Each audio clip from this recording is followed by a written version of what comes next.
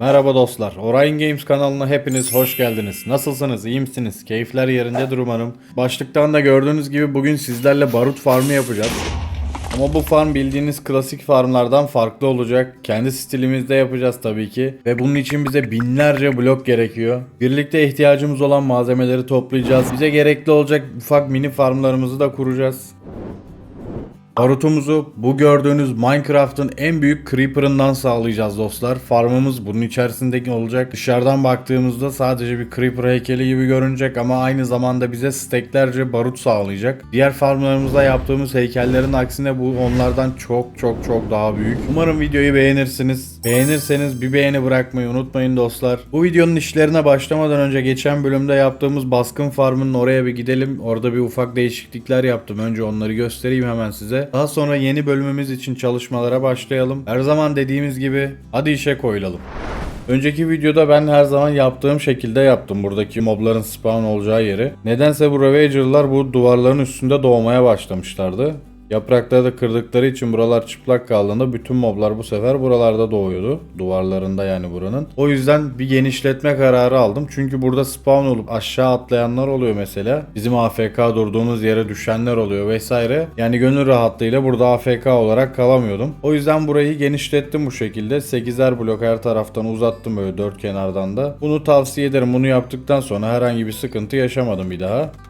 Bir de ayırıcı sistem yaptım aşağıya. Tekrar zümrüt ve kızıltaş burada kastım. Onları tabii götürdüm, depoladım vesaire. Bunlar en son kalanlar olmuş. Burada örümcek gözü, barut ve şişeleri de ayırttım ben. Yani bunları da isterseniz ayırtabilirsiniz. İstemezseniz iki sandığın hepsini kızıltaşla zümrüt yapabilirsiniz dostlar. Bu şekilde iki ekleme yaptım farma, bilginiz olsun. Bunları da yapmak isterseniz siz de ekleyebilirsiniz. Gayet kullanışlı oluyor. Fazlalıklar da buradaki bırakıcıdan direkt aşağı gönderiliyor. Onlar da zamanla 3-5 dakika içinde siliniyor zaten itemler. Diğer videoyu izleyerek üstüne de bunları eklediğinizde bir sıkıntı olmadan farmınızı rahatlıkla kullanabilirsiniz. Hadi şimdi işlerimize başlayalım. Tabii bu build'i yapmak için bize binlerce blok lazım demiştik. Ve binlerce de düzgün taş lazım. Ama onları pişirmek için yeterli kömürümüz yok maalesef. O yüzden yakıt derdimizi çözmek için bu iskelet farmımızın olduğu yere bir tane de kelp farmı kuracağım. Varek farmı kuracağım. Böylece kemik bloğu kasarken aynı zamanda da yakıt derdini çözmüş olacağız.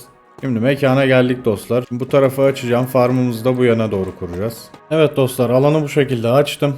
Şimdi şuradan sistemi kurmaya başlayacağım. Şimdi buradaki iskelet build'ine uyumlu olması için ben burada da tüf tuğlalar falan kullanacağım. Hepsini tek tek göstermeyeceğim. Her zaman kurduğum standart kelp farmı olacak. Bu yalnız Redstone sisteminde bir iki ufak değişiklik yapacağız. Buraya koyduğumuz yenileyiciyi bir tık açın dostlar. Bir de arkadan bir yenileyici sistemi yapacağız. Çünkü güncelleme videosunda bahsetmiştik, biliyorsunuz pistonlarla gözlemcilerin çalışma şekilleri biraz değiştirildi. O yüzden sinyalimizi ona göre ayarlamamız lazım. Burada bir tekrarlayan sinyal elde ettik gördüğünüz gibi. Bunu bu şalterden kontrol edeceğiz. Açıp kapama düğmemiz burası olacak bizim. Hadi sistemi kurmaya devam edelim.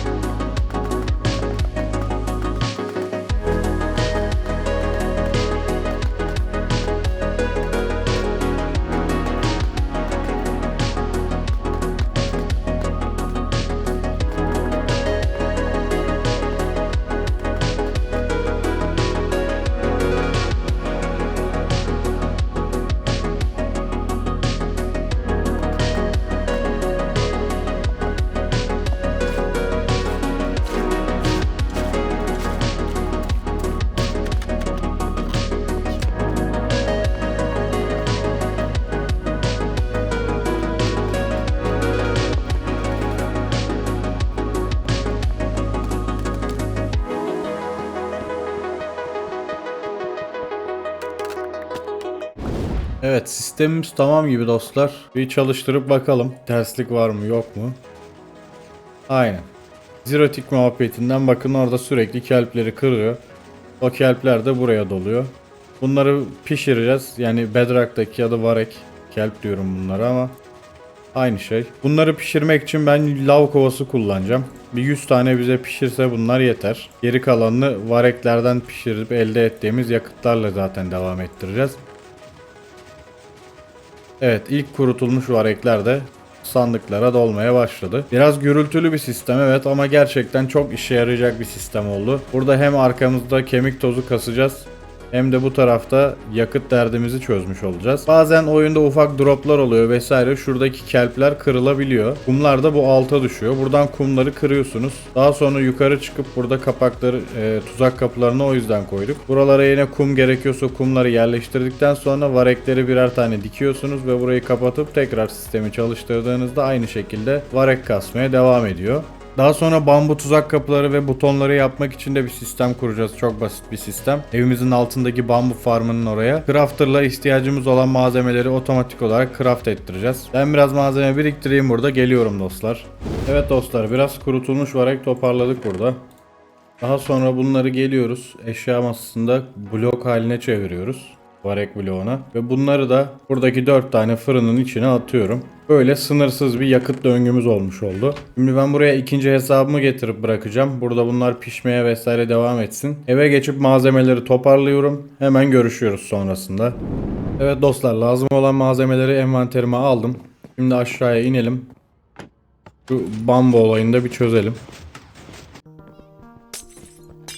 Şeker kamışını buradan kaldıracağım. Buraya da bambu dikeceğim şimdilik. Buraları şimdilik kırıyorum. Daha sonra düzelteceğiz.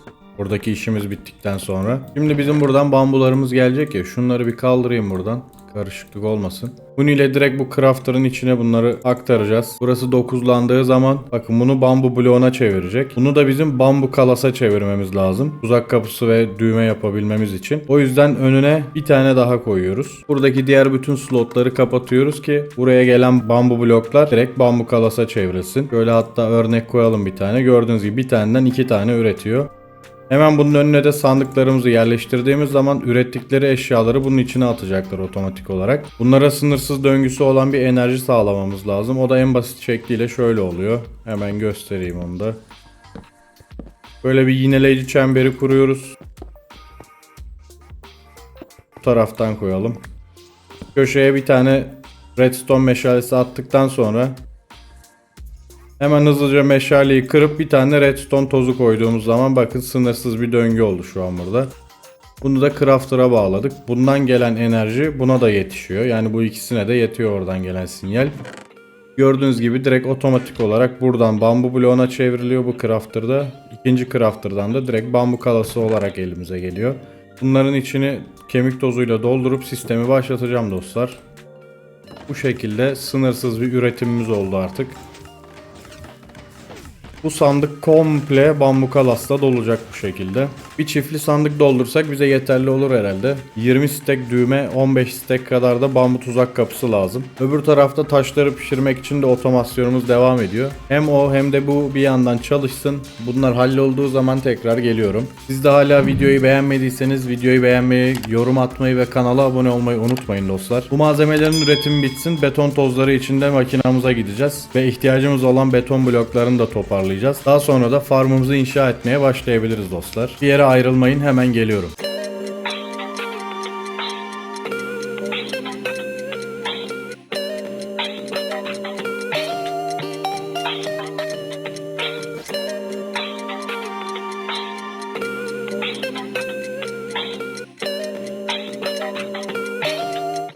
Evet dostlar, malzeme toparlamamızın bir kısmını tamamlamış olduk. Bu farmı yapmak için gereken malzemelerdi. Bunlara bir göz atacağız. Daha sonra da build'ini yapmak için gereken malzemeleri toparlamaya beton farmımızın oraya gideceğiz. Önce bir malzemelerimize bakalım neler toparlamışız. Böyle bir sandıktan birazcık az bambu kalaslarımız var. Bunlarla bambu düğme ve bambu tuzak kapısı yapacağız. Onun dışında burada yapı bloğu olarak pürüzsüz taş kullanacağımızı söylemiştik. Onları da pişirdim, buraya depoladım. Renkli camlarımız da böyle hazır burada. Ve geri kalan diğer farm için gerekli malzemelerimiz de bunlar. Yeterli olacak. Şimdi şurada beton farmımız var biliyorsunuz. Oraya gidelim. Beton işlerini de halletmeye başlayalım yavaş yavaş. En çok elimizi o tutacak zaten. O uzun sürecek. O yüzden bir an önce başlasak iyi olur. Buradaki olayı biliyorsunuz. Bize en çok açık yeşil lazım. Şuradan bir 32 tane alsak yeterli olur. Açık yeşil beton tozunu aldım. Gidelim farmı başlatalım. Beton tozlarını böyle pistonların üstüne yerleştiriyoruz. Buradaki işimiz bu kadar. Şimdi çalıştırmak için en başına gideceğiz. Hardcore serimizde bu farmla alakalı özel bir bölüm var zaten. Merak edenler gidip oraya daha detaylı bir şekilde öğrenebilir, hem de nasıl kuracağını da görebilir. Şimdi ben son kez basit olarak size anlatıyorum. Oraya çoğaltmak istediğimiz beton tozunu, kumu veya çakılı vesaireyi koyduktan sonra gelip buradan sistemi başlatıyoruz. Bunu bir süre çalıştırdıktan sonra şalteri kapatıyoruz ve oyunu kaydet çık yapıp kapatacağız. Daha sonra dünyayı tekrar açacağız. Şimdi biraz bekliyoruz. Dünya biraz yüklendikten sonra farma doğru yaklaşıyoruz. Gördüğünüz gibi döküldü orada beton tozları. Buraya tekrar başa gidip gelmelerini bekleyebiliriz. 13-14 stack kadar bir açık yeşil tozumuz oldu burada. Tabi bize binlercesi lazım. O yüzden buraları hızlandırılmış bir şekilde beraber halledelim. Daha sonra da farmımızı inşa etmeye başlayalım dostlar.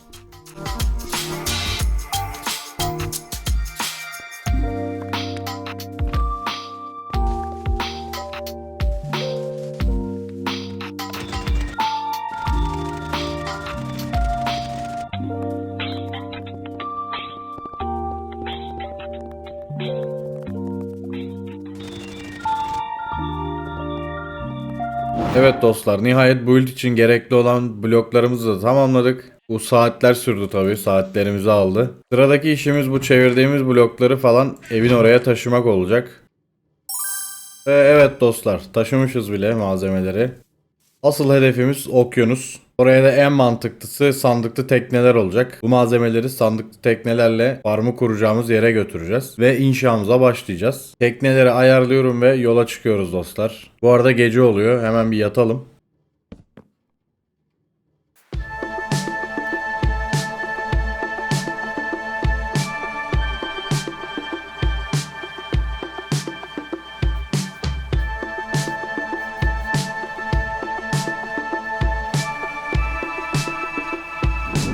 Evet, farmımızı buraya yapacağız. Şu gördüğünüz yere. Malzemeleri de buraya getirdim sandık aracılığıyla. Creeper'lar için en verimli farmlardan biri okyanus biyomuna yapılıyor dostlar. O da en yakın kara parçasına 100 blok mesafede olmamız gerekiyor. Farmımızın ilk adımına başlayalım.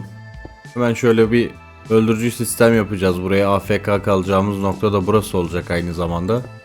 O yüzden burayı camlarla bir kapatıyorum. Burayı daha sonra genişleteceğiz. Şimdi burası bize yeterli olacaktır. Hemen buraya fıçılarımızı koyarak sistemi kurmaya başlayabiliriz.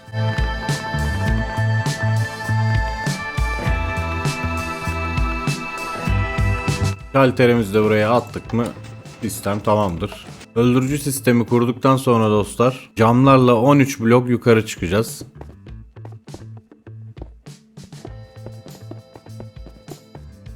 13 blok renkli cam çıktıktan sonra bunu devam ettireceğiz yukarı doğru dostlar. 24 blok da bu yeşil bloklardan çıkacağız.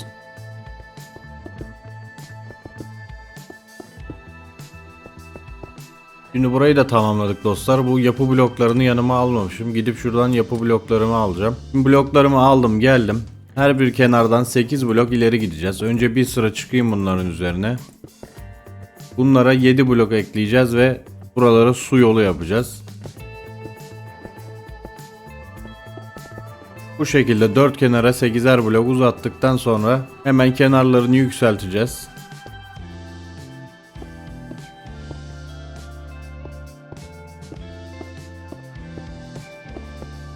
Buraları bir sıra yükselttikten sonra hemen sularımızı böyle koyabiliriz.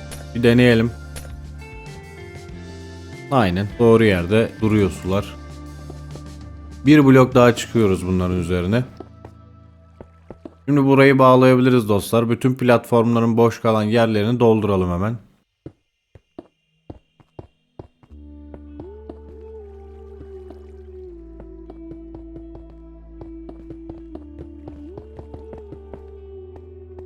Burayı bir blok fazla yaptık dostlar. En dıştan bir blok kıracağım komple. Burayı farklı blokla yapacaktık çünkü. Şöyle yeşilleri koyuyorum buraya ki belli olsun. Tekrar karıştırmayalım. Şimdi tamamız. Tuzak kapılarını yerleştirmeye başlayabiliriz. Hemen bu kenarları komple tuzak kapısıyla dönüyoruz böyle. Bakın aynı şekilde şu iç taraftaki köşeye bir tane koyuyoruz. Bir tane boşluk bırakıyoruz. Bir tane daha tuzak kapısı atıp 2 boşluk bırakıp tekrar tuzak kapısı atıyoruz. Aynı şekilde bunların önünden de 2 boşluk bırakıp böyle tuzak kapılarını yerleştiriyoruz. Yani her tuzak kapısının arasında ikişer blok boşluk olacak. Hem dikine hem yanlamasına böyle ikişer blok boşluk bırakılıp yerleştireceğiz. Bunları da tamamladıktan sonra herhangi bir köşeden 2 blok yukarı çıkıp aynı platformdan tekrar kuruyoruz.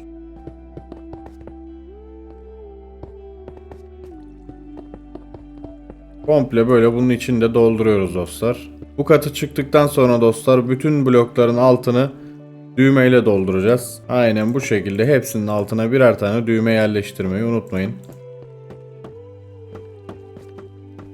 Bu platformlardaki tuzak kapılarının amacı bir ikilik boşluk bıraktık ya bu tuzak kapıları arasında. Bunlar sayesinde burada örümcekler spawn olmayacak. Örümceklerin boyutları burada spawn olmak için yeterli değil. Yani boşluk bulamayacak ve o yüzden spawn olmayacaklar burada. Düğmelerin yaklaşık 1,5 piksellik bir genişliği var. O da creeper'ların tam 2 blok yükseklikte olmadığı için burada spawn olmasını sağlıyor. Zombiler ve iskeletler spawn olmak için 2 blokluk boşluk istiyor. O yüzden bu mekaniği kullanarak burada sadece creeper'ların spawn olmasını sağlamış oluyoruz bu şekilde. Bunun gibi 6 kat yapacağım ben. 6 platform yapacağım. Verimi iyi oluyor diye düşünüyorum 6 kat yapınca.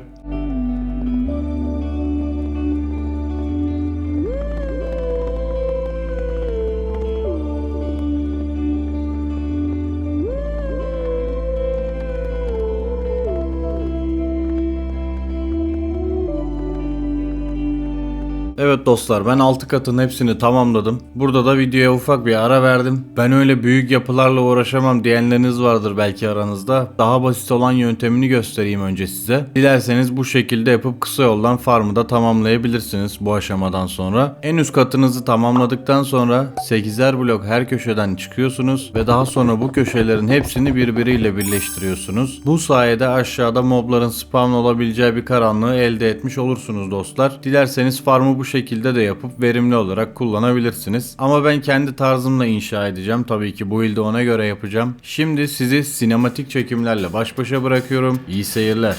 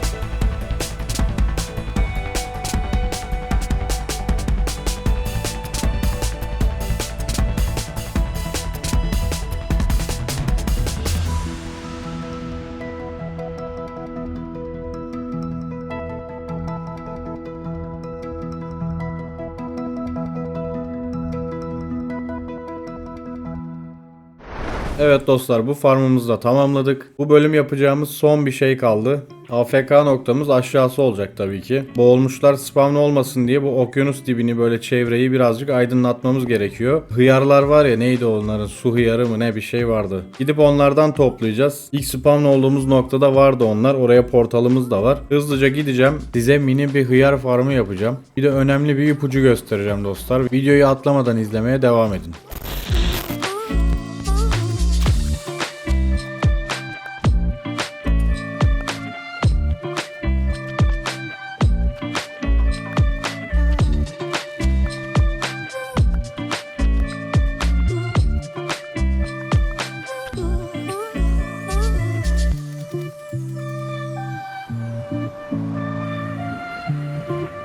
Evet dostlar, bir stack deniz hıyarı topladım. Bir 15-20 tane de tüp mercan bloğundan aldım. Bu bir stack bize yetmeyecek tabi. Aşağı inip şimdi ufak bir farmı var bunun. Hemen onu kuracağım. İhtiyacımızı toparladıktan sonra gideriz orada ışıklandırmamızı da tamamlarız. Hemen bu farmımızın yanına 7 genişliğe 5 uzunluk olacak şekilde bir alan açtım burada. Hızlıca farmı kurmaya başlıyorum dostlar. Aynı adımları takip ederek siz de kurabilirsiniz.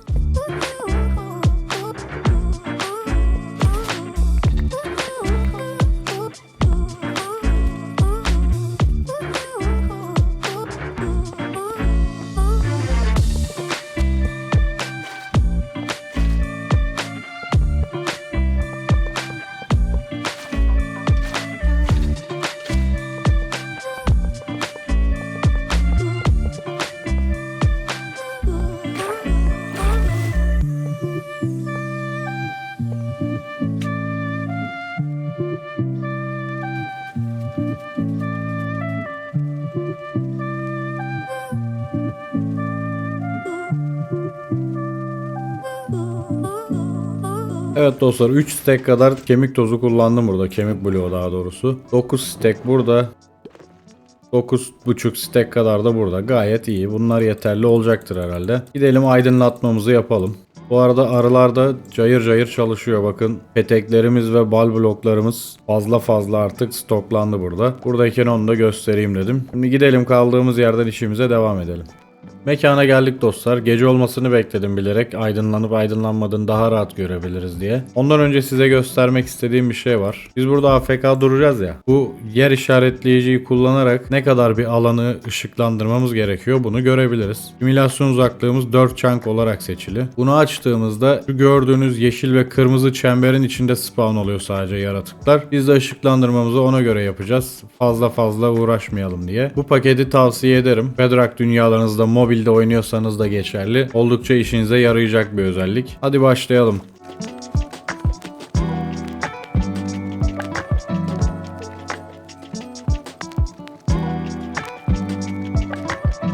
Evet dostlar, ışıklandırmamız da bitti. Son hali bu şekilde oldu. Bu alan yeterli olacaktır mobların doğmaması için. Bolca emek ettiğimiz bir videonun daha sonuna geldik. Minecraft'ın Bedrock sürümü için ya da mobil diyebiliriz. Mobil sürümü için içerik üreten çok fazla YouTuber yok Türkiye'de. Hatta benim kadar çok uğraşan, edit yapan, kaliteli içerik üreten hiç yoktur da diyebilirim. Bunu iddia edebilirim. Eğer Minecraft'ın Bedrock veya mobil sürümünü oynuyorsanız sizlerden de destek bekliyorum dostlar. Sizlerden isteğim beni desteklemek için videoyu beğenebilirsiniz. Kanala abone değilseniz abone olabilirsiniz. Bir de ufak yorum bırakırsanız sevinirim dostlar. Buraya kadar izleyen herkese tekrar çok teşekkür ederim. Bir sonraki bölümde görüşmek üzere. Kendinize iyi bakın. Hoşça kalın.